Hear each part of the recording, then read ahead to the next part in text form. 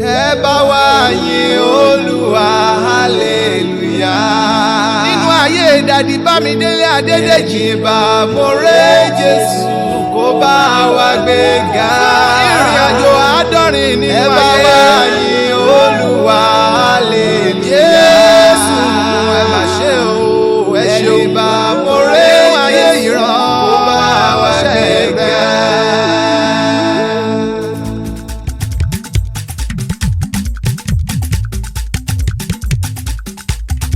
Daddy Bamidele Adedeji pé 70 ọdún láyé, ọpẹ́ ló yẹ Olúwa. Bá a bá fi gbogbo ọjọ́ òní dúpẹ́ tá a dúpẹ́ pẹ́ òkun Olúwa wa ẹ tóbi ẹ jù báhun lọ. Bá a bá fi gbogbo ọjọ́ òní dágbádá ijó tá a sì kí gọ̀ǹgọ̀ bọ́ọ̀lù ọpẹ́ ló yẹ bàbá òkè. Gbogbo ìgbà tí ń bá irẹ́ni tó mọ Jésù dé góńgó tí wọ́n tún fi àpẹẹrẹ Jésù hàn láyé wọn orí a máa yá mi. Kí bàbá máa dínkù lójoojúmọ́ tí Jésù Kristi bá ṣàtìlẹ́ máa pọ̀ sí i gẹ́gẹ́ bí ìgbàgbọ́ Daddy Bamidele Adedeji àbùṣe ti bùṣe.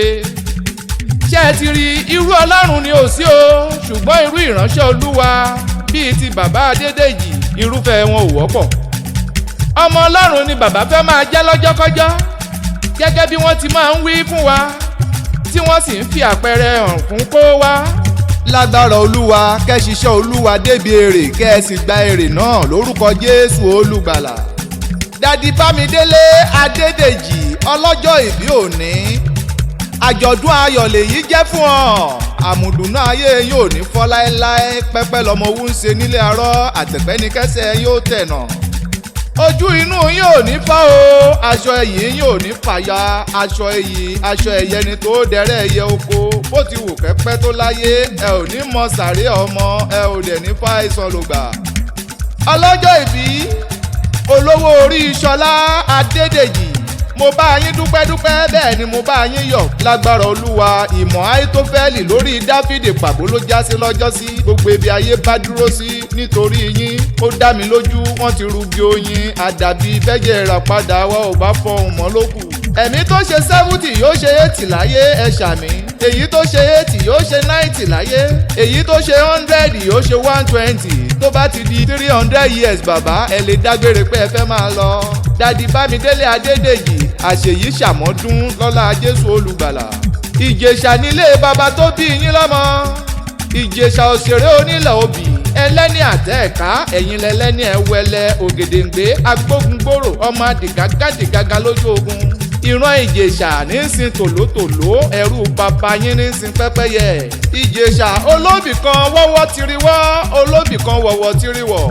Èyí tó fẹ́ ni awọ̀ sínú ilé, èyí tí ò fẹ́ ni awọ̀ sọ́nà oko. Ẹranko búburú àmúpanu. Ìjẹ̀ṣà dúdú ńlẹ̀gbọ́n èyí pupa làbó. Ìjẹ̀ṣà orídì ìṣáná ilé lẹ́rú ọwá ti ń múná roko. Olúwa o ṣé o lórí Daddy Bamidele Adedeji. Ìwọ nìkan làwa ń kí, ìwọ nìkan làwa ń kì. Ọba tó finá wé láwà ní títì rọ́rọ́ wìtìwìtì ọlá tó falagbalúgbà dé rẹra. Ọba aláhán iná aláfọ̀ṣẹ èdè oníyẹ̀rì òdodo, ọba tó gbé ìmọ́lẹ̀ wọ̀ bí ẹ̀rù. Ọlọ́run o ìwọ ni mò ń ké sí, ọba tẹ́rí lẹ́gẹ́lẹ́gẹ́ ṣàgbéjì omi. Arúgọ́gọ́ ọlá ẹ̀rù bára ọ̀jẹ̀jẹ̀, àríkì ńlàkí òkè títì rọ́rọ́ òmìnira ọ̀rọ̀, eléǹpẹ́ ọ̀run. Mọ́gàjí ìmọ̀ ìwọ ló ní gbogbo ìyìn gbogbo ọlá lórí Pásítọ̀ Bamidele Adedeji. Gbogbo ọmọ ìjọ Lifestyle Church pátápátá ló ń kí yín fún tọjọ́ ìbí. Àwọn ọmọ yín nípa tara nípa tẹ̀mí gbogbo wọn pátápátá ló ń kí yín kú oríire.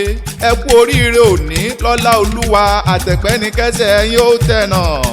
Àyìnmọ̀ Steve Omoare Arole Olódùmarè lèmi ń jẹ́ kẹ́ máa fà èkú dẹ́gbẹ̀ra ẹ ò ní bá wọn kúkú òjijì lórúkọ Jésù Kristi Olùgbàlà.